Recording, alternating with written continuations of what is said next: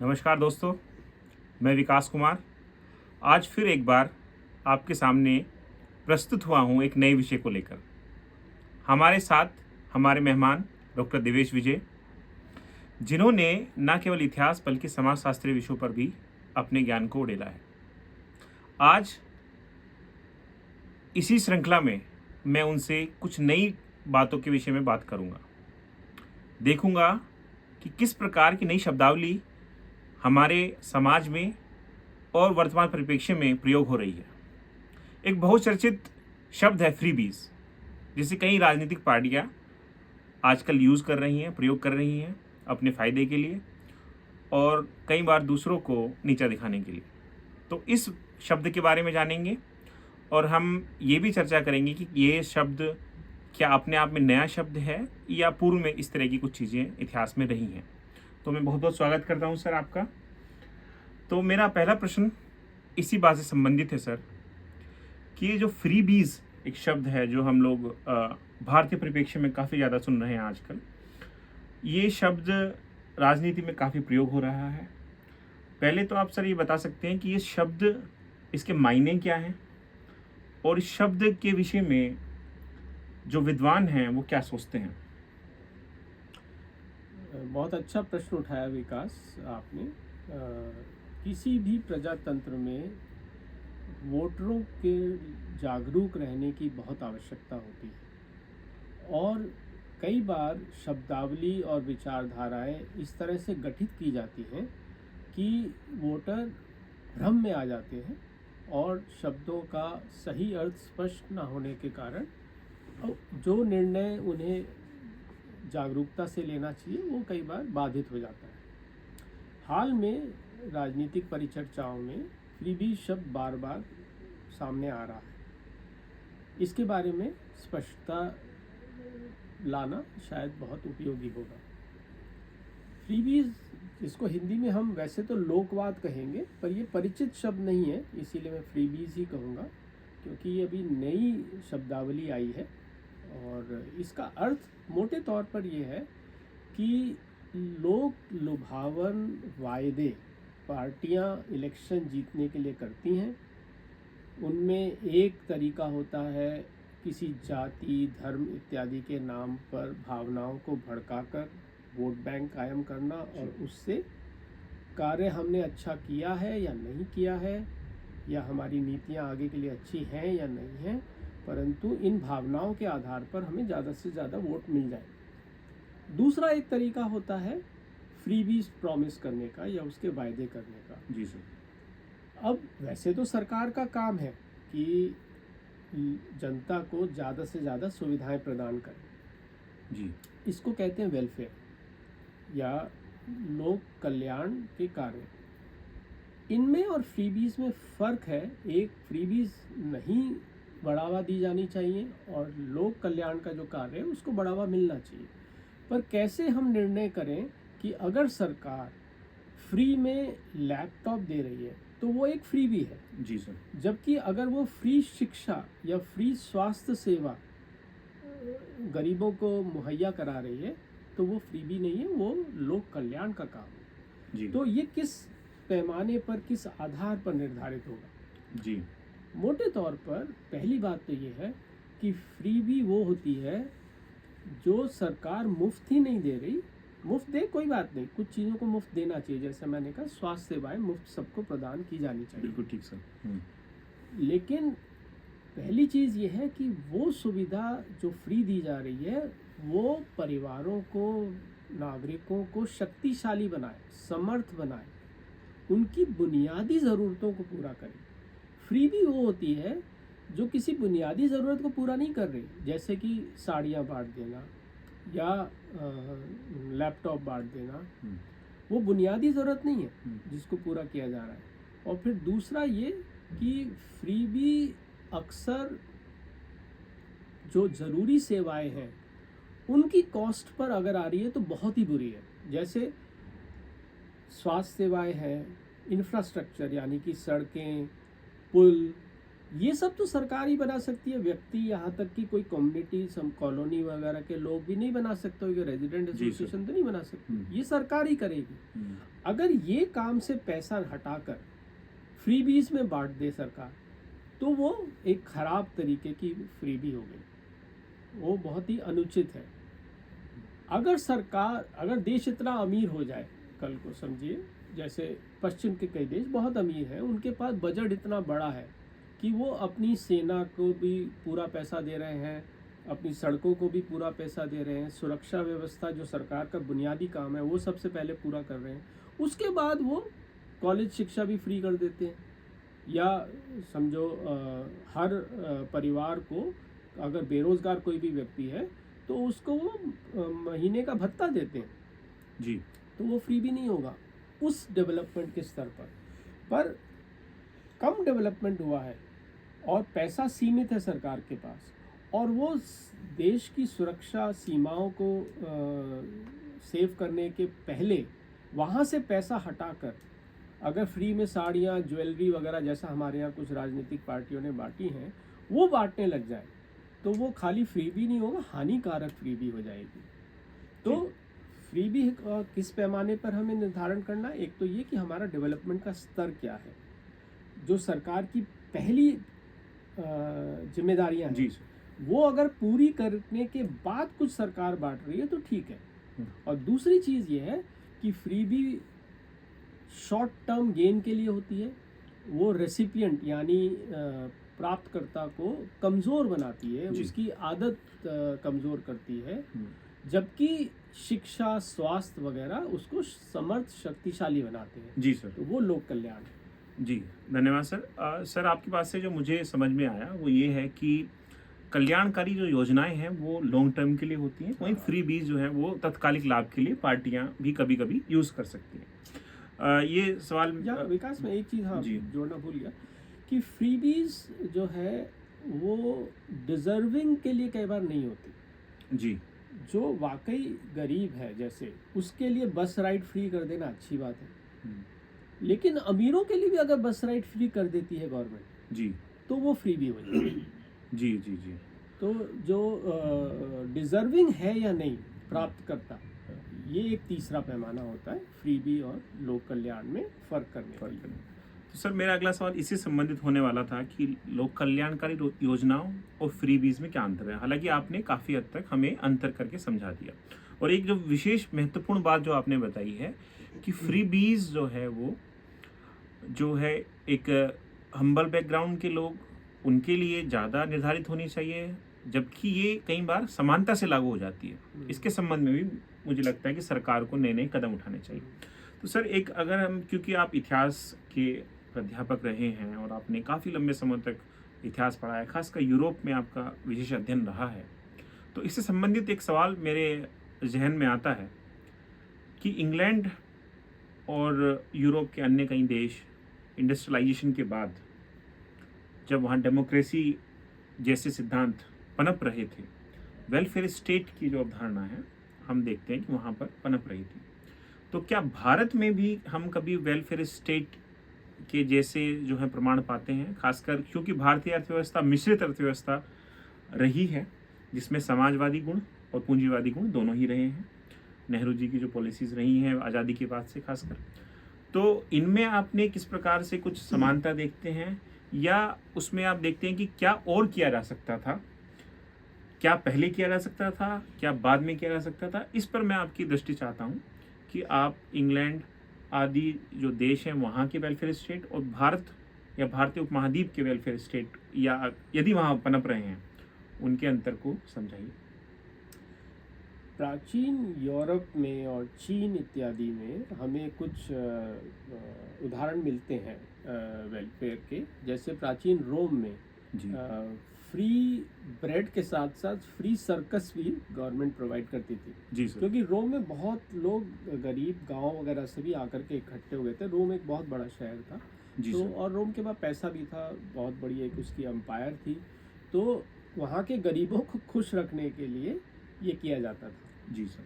हमारे यहाँ जो एक बहुत अच्छा काम प्राचीन काल में राजाओं इत्यादि द्वारा किया गया वो है नहरों और ख़ास तौर पर तालाबों का निर्माण, क्योंकि जी ये देश कृषि प्रधान तो है ही और मानसून पर आधारित है। अब मानसून हमारी बहुत बड़ी ताकत भी है। अगर सोचो, अगर मानसून ना हो तो हमारा अंडरग्राउंड जो वाटर है, जो भूगर्भ में जो पानी है, वो कितना ज़्यादा कम हो गया होता। जी मानसून हर साल आकर के उस पानी को फिर से ऊपर ले आता है। जी सर। परंतु अगर मानसून फेल हो जाए हम्म, तो किसान बादलों को देखने के लिए तरस जाता था। जी और कितनी हमारी लोक कथाएं वगैरह दुर्भिक्ष और उनके जो बुरे हालात होते थे उन्हीं पर आधारित है। तो उस स्थिति में खेती को और लोगों को भूख से बचाने के लिए तालाबों वगैरह का जी निर्माण कई राजाओं ने कराया। ये एक अच्छा काम था। तुमने एक भी पूछा था कि कौन सा नहीं कराया जो शायद कराया जाना जी चाहिए था। सर।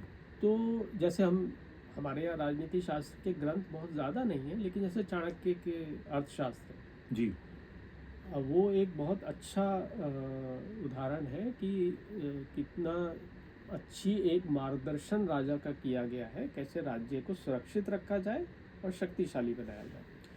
लेकिन हमारे यहाँ एक जो स्याह पहलू रहा है वो है छुआछूत। उसके बारे में हमें उदाहरण नहीं मिलता किसी राजा ने पहल की हो जी इस छुआछूत को ख़त्म करने के लिए, या उसके विरोध में कोई कानून बनाया हो।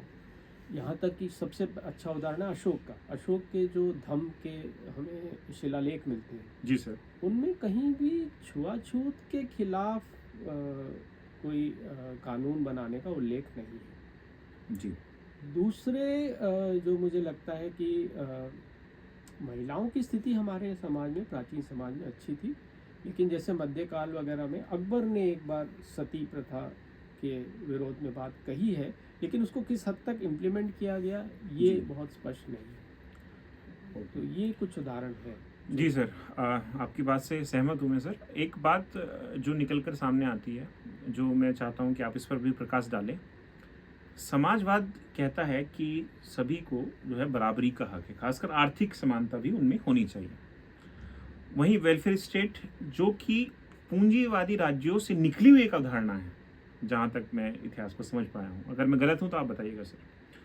तो जो पूंजीवादियों का वेलफेयर स्टेट था और समाजवादियों की समानता की बात थी, दोनों में क्या अंतर है और उनके इम्प्लीमेंटेशन में क्या क्या कमियां रही, इस पर भी मैं चाहता हूं कि आप थोड़ा सा प्रकाश डालें।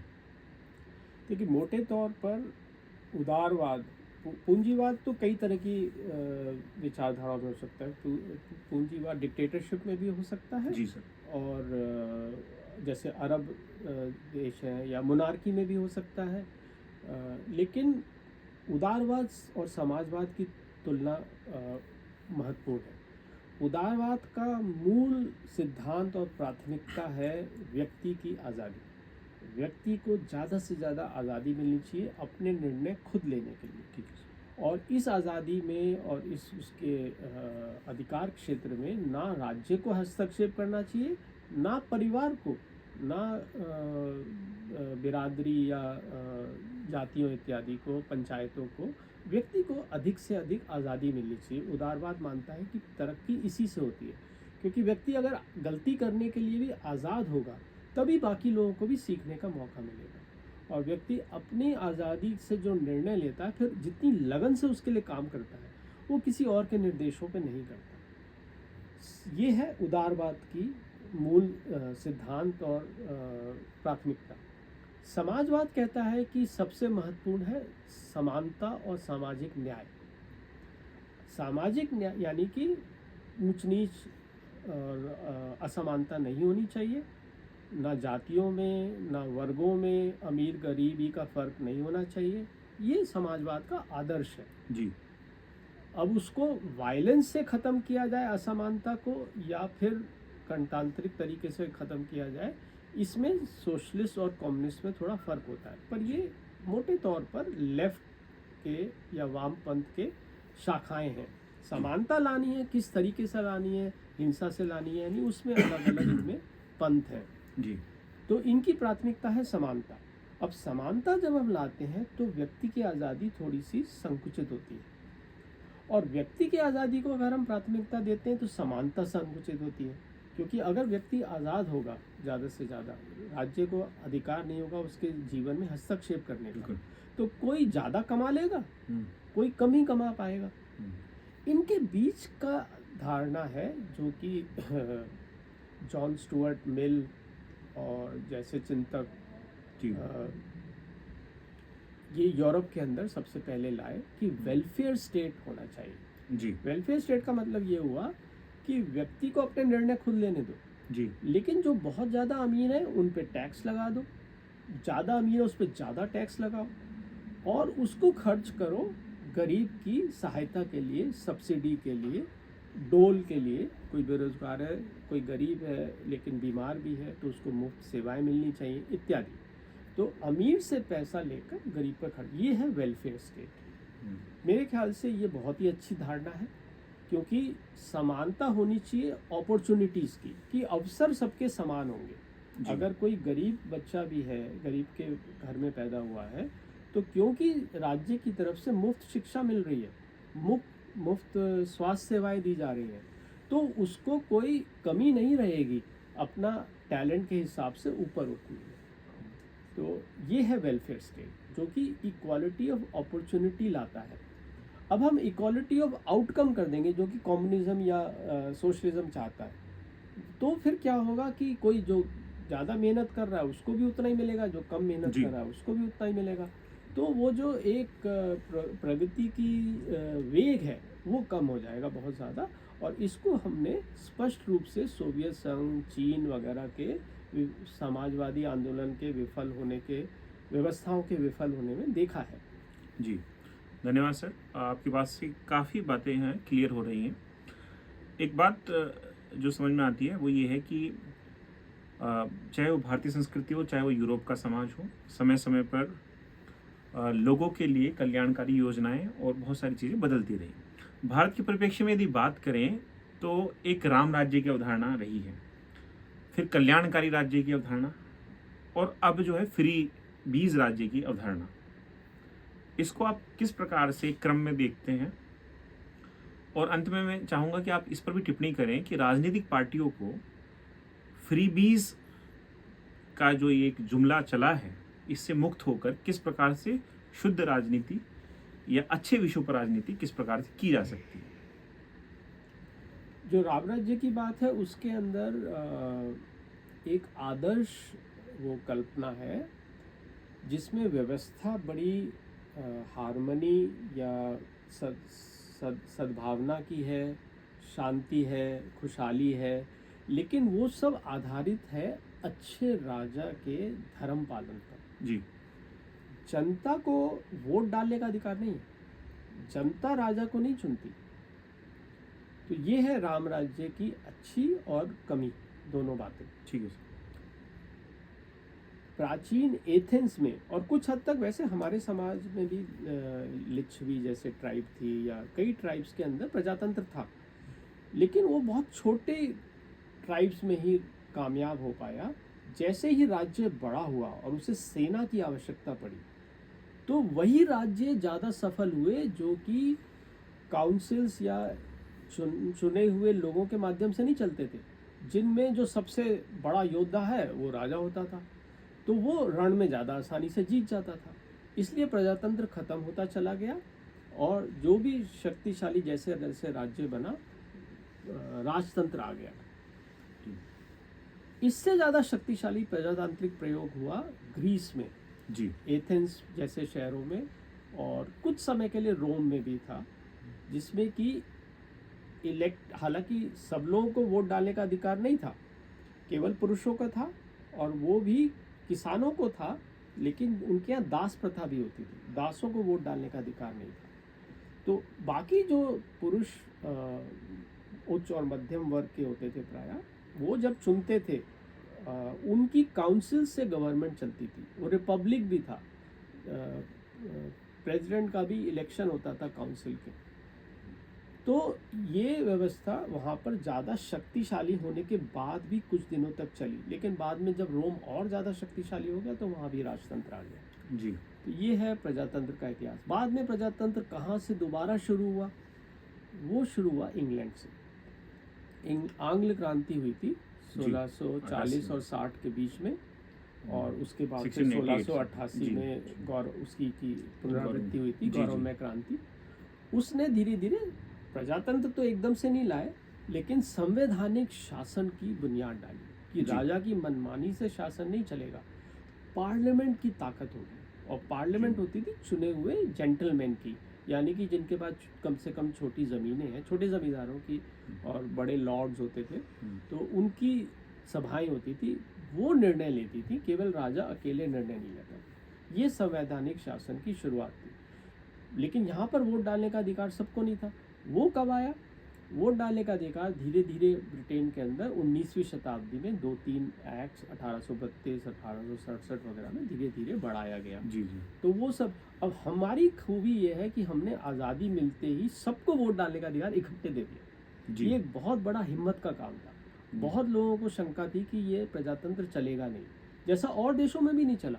पाकिस्तान में नहीं चला, अफ्रीका के ज़्यादातर देशों में नहीं चला, इंडोनेशिया में नहीं चला, चीन में नहीं चला। जापान ने भी प्रजातंत्र बहुत बाद में अपनाया, पहले आर्थिक तरक्की करी, उसके बाद। हमारे यहाँ गरीब अनपढ़ जनता को भी वोट डालने का अधिकार इकट्ठे दे दिया। जी तो हमने केवल अंग्रेजों को ही नहीं हटाया, प्रजातांत्रिक व्यवस्था इकट्ठे लाई। इसलिए ये सही मायने में एक बड़ी आज़ादी थी और बड़ा एक कल्याणकारी कदम था।